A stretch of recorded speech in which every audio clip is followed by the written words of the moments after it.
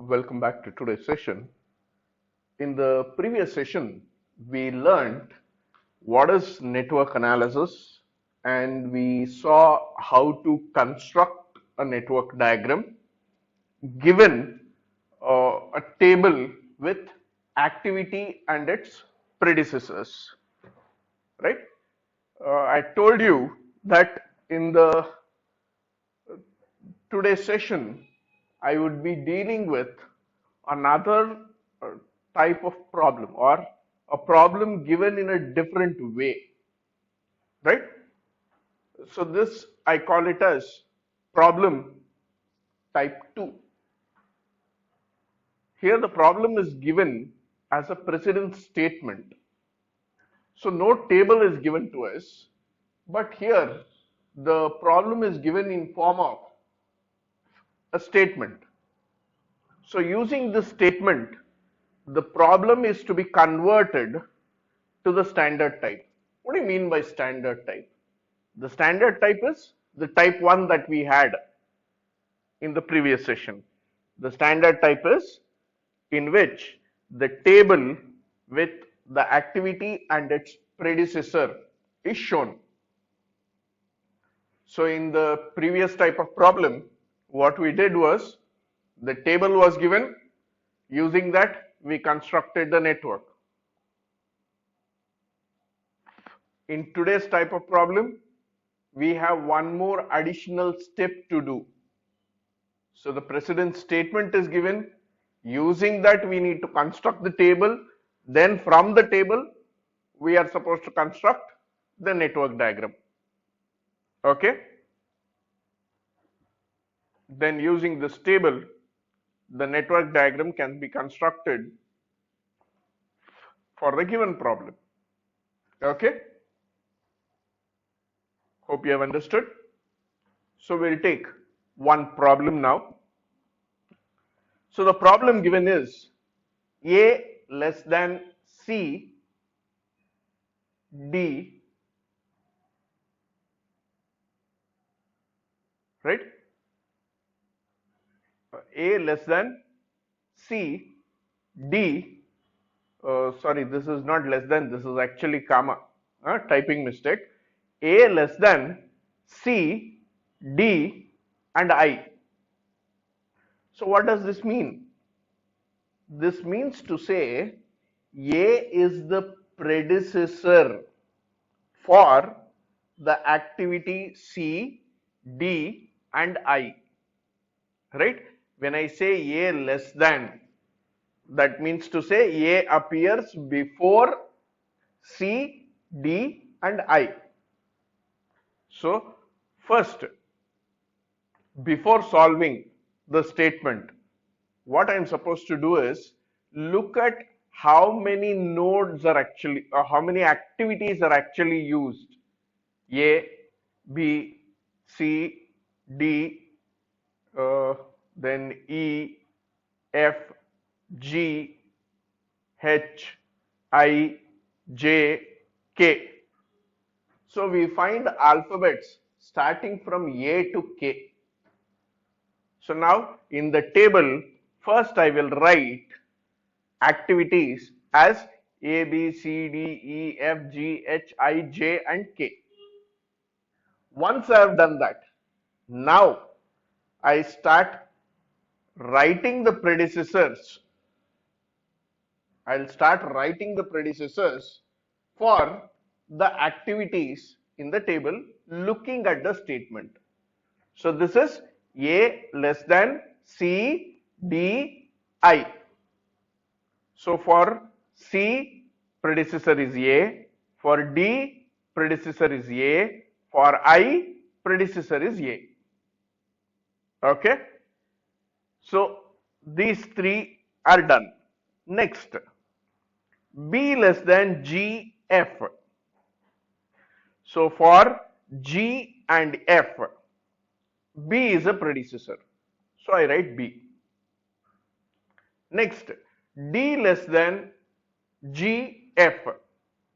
So they have specified D is also a predecessor for G and F.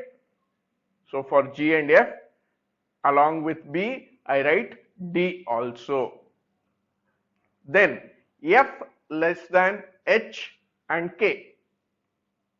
So for both H and K, F is written as a predecessor. Then they specify G and H are predecessors of J.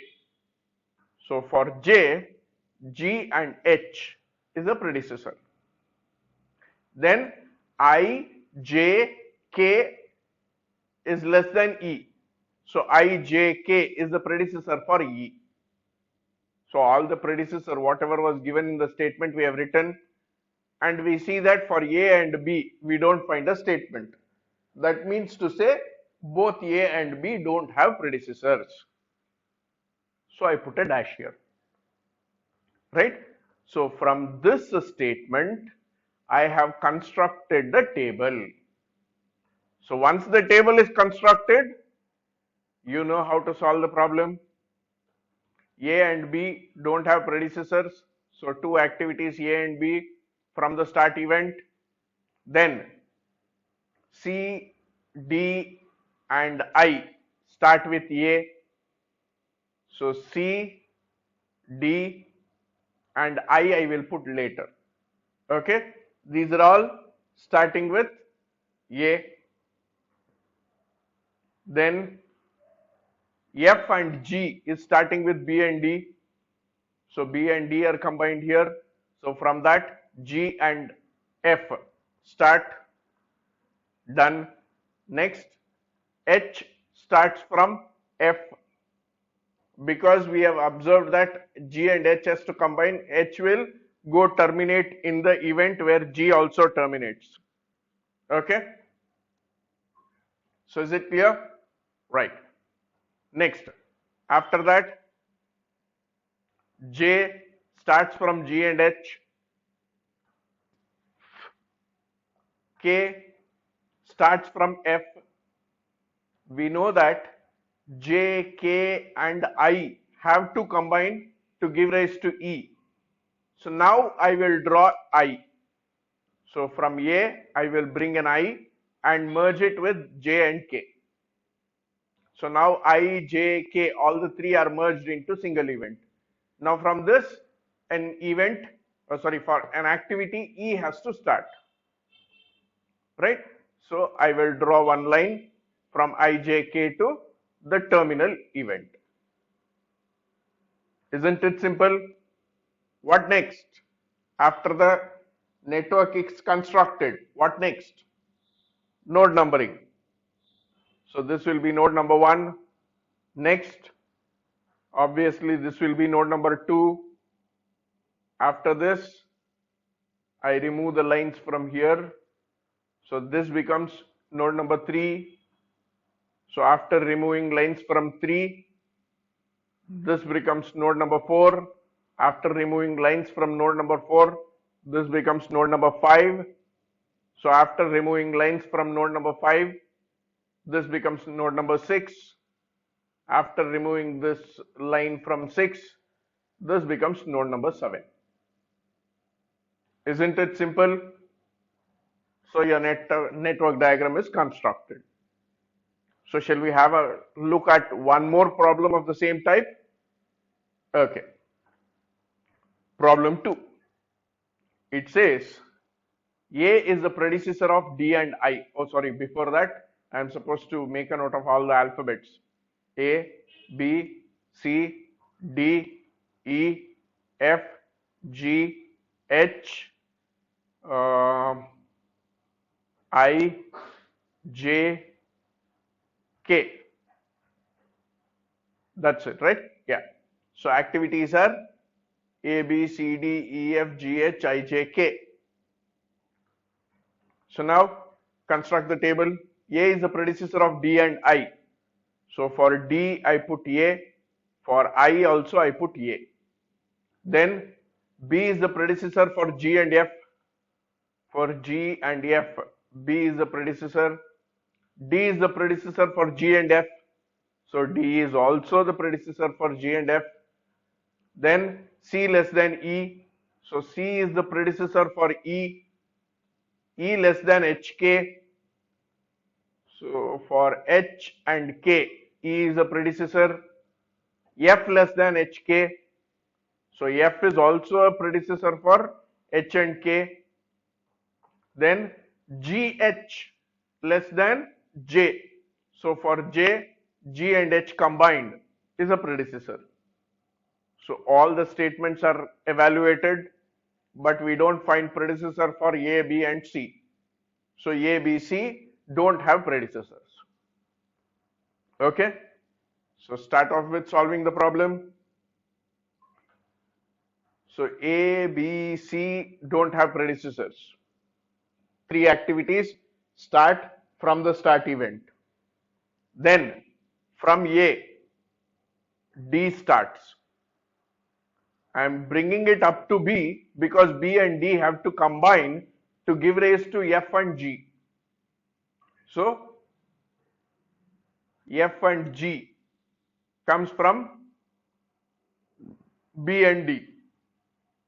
Now from C, I should have a line E, and we know that E and F should combine to give H and K.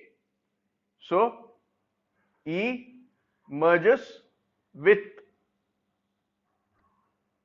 F. Then next is from E and F combined, I should get H and K. H from E and F, K I will put later. J comes from G and H combined. Now from E and F combined, K should come and join here. Right? K comes and join here. Now I am only left out with I, which has to start from A. So one line from A to the terminal event. Fine. Network constructed. What next? Node numbering. So this will be node number 1. After this will be node number 2. Parallelly, this also becomes a start node. So next number should be given here. This is node number 3. Then this becomes node number 4. Then this becomes node number 5. After removing these lines, this becomes node number 6. After removing this line, this becomes node number 7. Any doubt with this? Any doubt with network construction? Any problem given you will be able to solve? Very good, very good. So, shall we go ahead? After network construction, shall we go to the next topic, which is called time analysis? Right? So, once the network diagram is constructed, we need to talk in terms of project duration and planning of various activities in the project. Okay? Once the network diagram is constructed, the time analysis of the network becomes essential for planning various activities of the project. So for performing this time analysis, we will make use of certain notations. That is, in the network diagram, we will be making use of certain notations. They are, any activity is denoted as ij, right? Activity ij with tail event I and head event j. That is, the previous circle is I, the ending circle is j. So between the line, the line is between two circles, right? So the circle where the line starts is called tail event or I. The circle where the line ends is called head event or J. Okay. Then the time duration taken for this activity is denoted as Tij. Right? Estimated completion time of the activity Ij.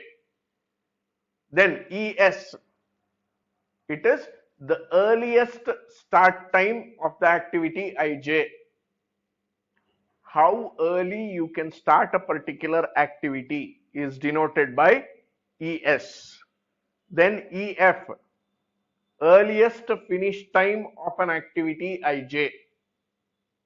How early you can finish a particular task, a particular activity is denoted by ef. Similar to early start and early finish, you have two more estimates which are ls and lf. ls, latest start time of an activity ij. How late can you start a particular activity is given here.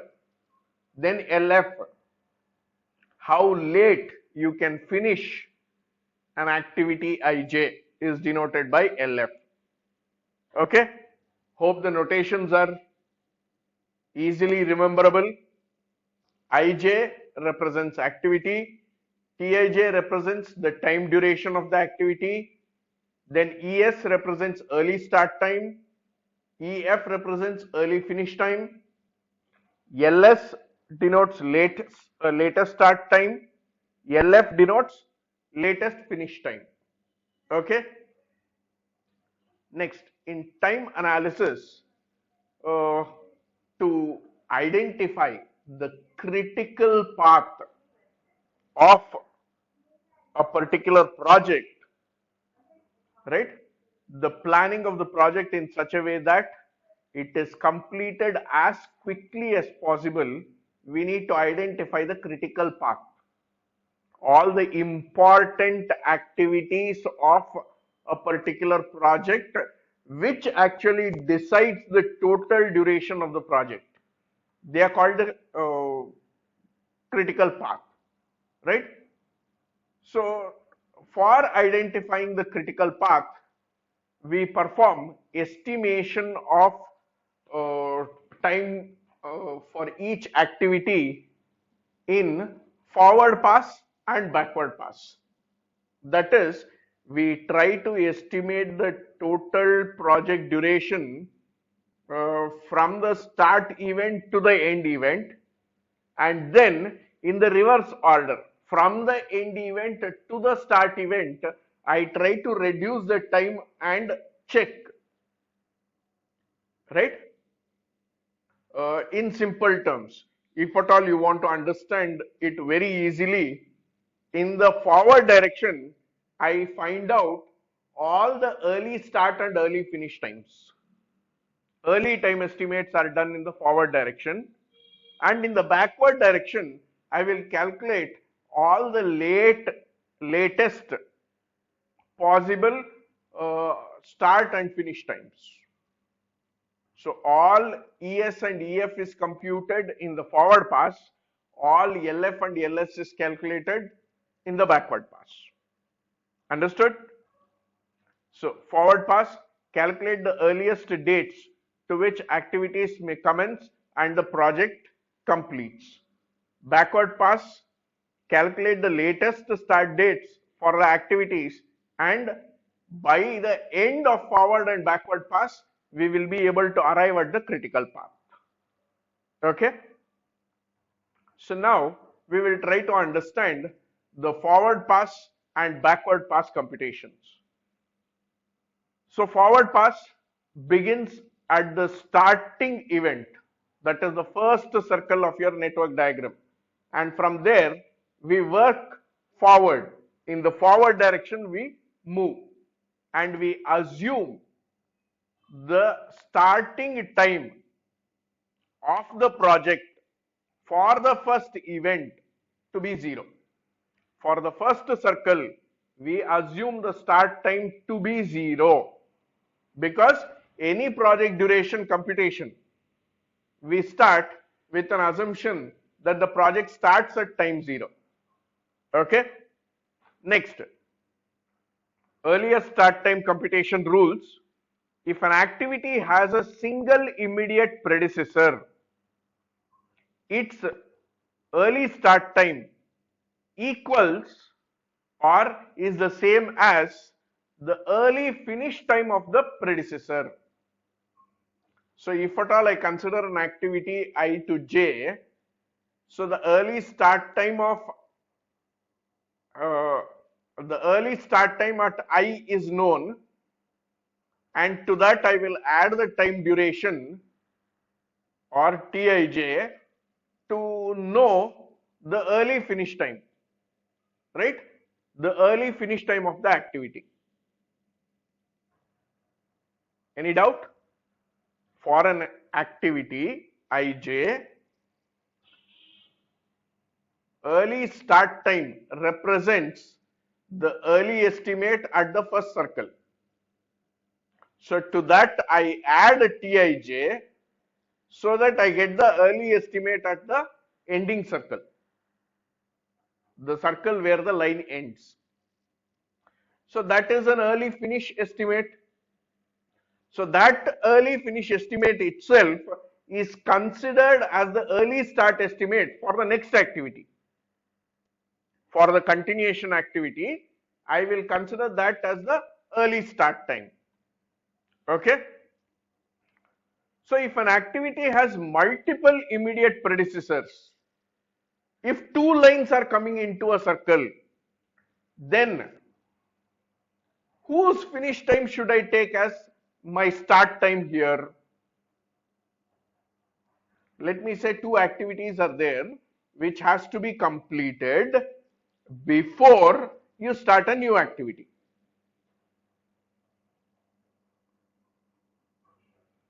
For you to understand better, let me consider one activity is the dress you are supposed to wear to college has to be ironed, is one activity. Second activity is you need to have breakfast. Both these activities have to get over before you leave to the college. Okay, both of them are predecessors, both can parallelly happen, so there is no compulsion that you should only iron the clothes. Maybe your dad or your mom or your sister or your brother is doing it for you and you are having breakfast. When you will be able to leave to the college when compared to these two activities? If you complete eating breakfast late, only after eating the breakfast you can leave. Or if the dress is pressed late, only after the dress is pressed you can leave. So the maximum of these two has to be considered to identify the start time of the next activity, right? So that is what is given here. If an activity has multiple immediate predecessors, its ES, early start time, is the maximum of all the early finish values of its predecessors. Okay, we denote it as ES is equal to max of EF of all immediate predecessors. And as I said, how do you calculate the EF value? So early finish time can be calculated as the early finish time of an activity is the sum of the earliest start time and its activity time. So EF is equal to ES plus Tij. Okay, any doubt with this? So this is the three important points that you need to remember with respect to forward pass computation. Now moving on to backward pass computation. So backward pass computation begins with the last event. So the last circle of the network diagram.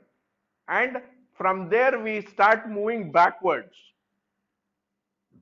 Begin with the last event and work backwards for the ending event. For the ending event, for the last circle, let the latest time estimate be same as the early time estimate. See, in the forward direction, for all the events, you have calculated the early estimates. That is, for every activity you have calculated ES and EF.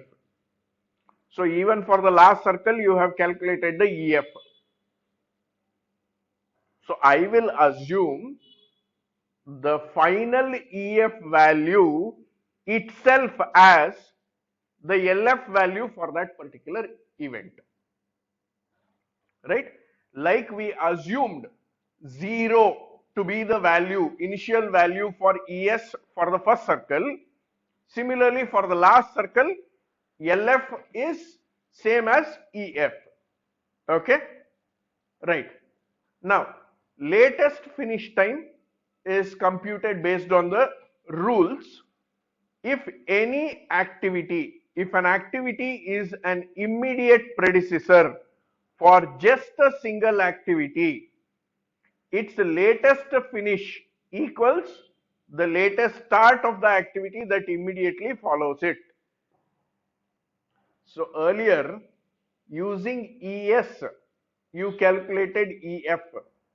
Now, using LF, we will be calculating LS. Okay? If at all, I have a merge event, blast event, then what happens? Two lines are going out of an event. Two lines are going out of an event. Only under that situation you will have a question mark using which LF I should find out LS. Okay. So in forward pass, based on which ES should I calculate EF was the doubt. Here, using which LF the LS has to be calculated is the question, because we are traversing in the reverse direction. So if an activity has, if an activity is an immediate predecessor to more than one activity, if at all you have a burst event, then its LF is the minimum of all the LS values of all activities that immediately follow it.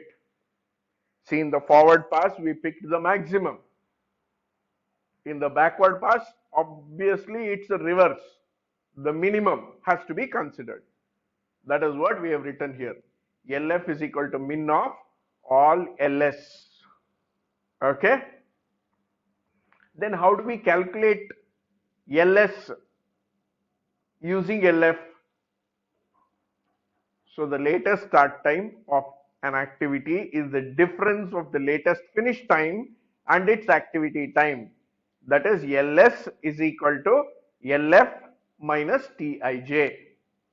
Earlier it was EF is equal to ES plus Tij.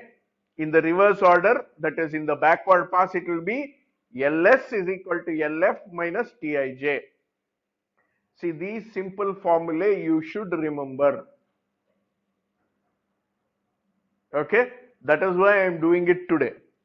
I will be giving you all the formulas that are required today in this session. In the next session, we will be solving a problem on critical path method, that is CPM. So I want you people to go through the video, remember the formulae, so that you will be able to understand the problems that I deal in the next session very easily. Okay? So after forward pass and backward pass, you have something called as floats.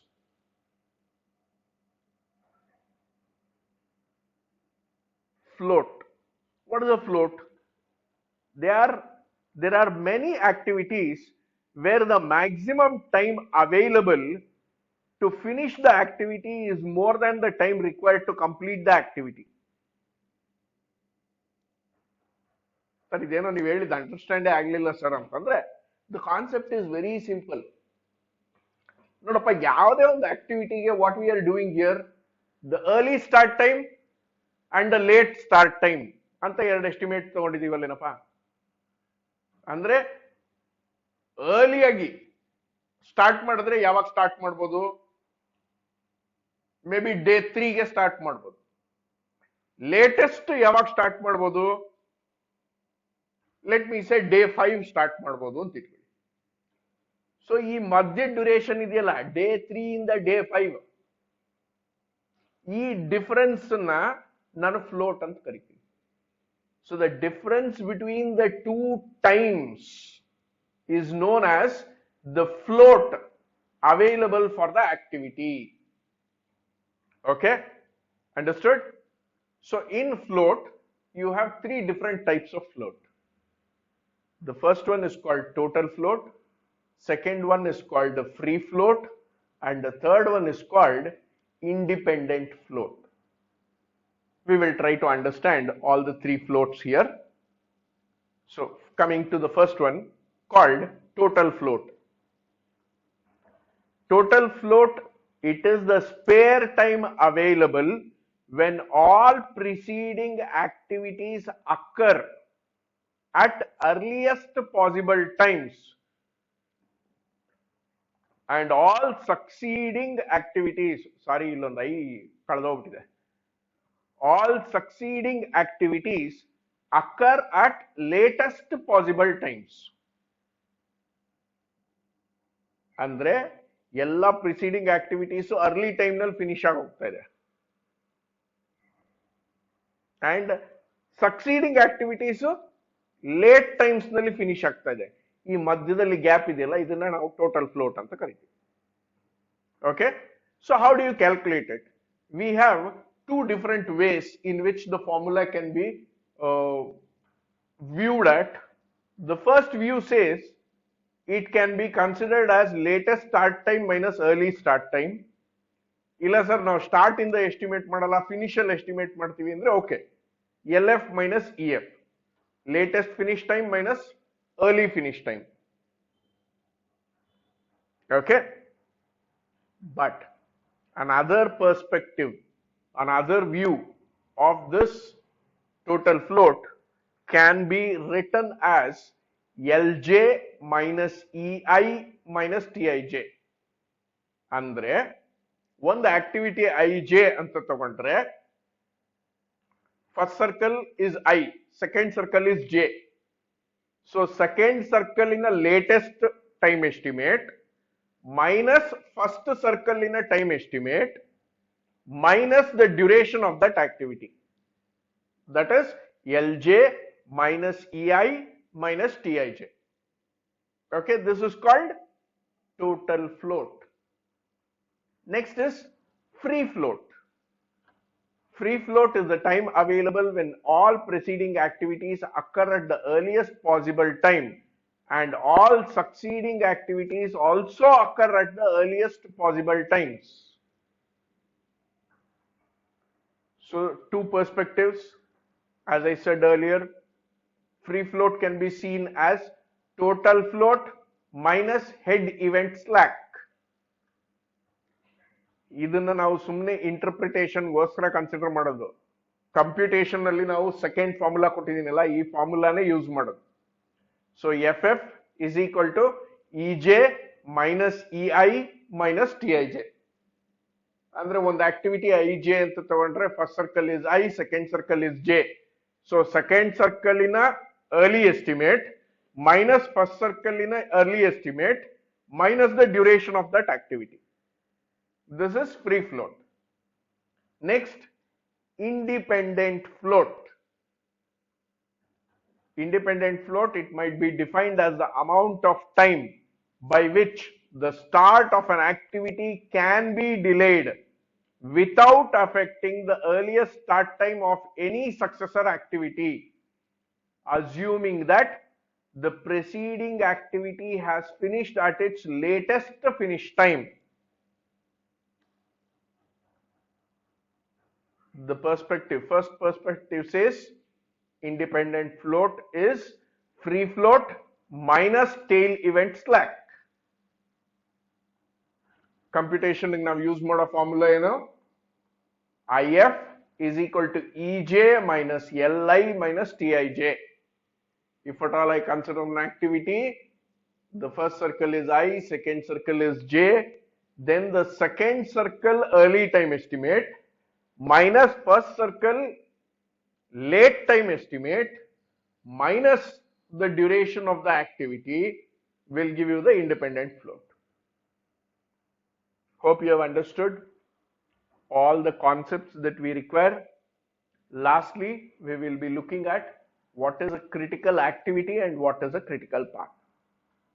So critical activities, the difference between the latest start time and the early start time of an activity will indicate the amount of time by which the activity can be delayed without affecting the total project duration.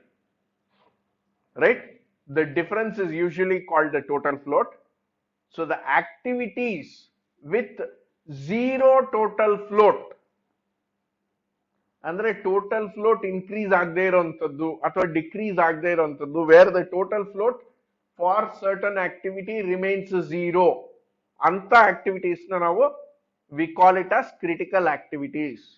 The activities with zero total float are called as critical activities. So from the start till the end, a long sequence of all such critical activities will form a critical path. Okay, the critical path is the longest path in the network from the starting event to the ending event and defines the minimum time required to complete the project is called the critical path. Hope you people have understood. So ಈ ಕಾನ್ಸೆಪ್ಟ್ನೆಲ್ಲ ಚೆನ್ನಾಗಿ understand ಮಾಡ್ಕೊಳ್ಳಿ. ಈ concepts ಅನ್ನ use ಮಾಡಿಕೊಂಡು in the next session we will be learning how to solve or how to find out the critical path for a given project.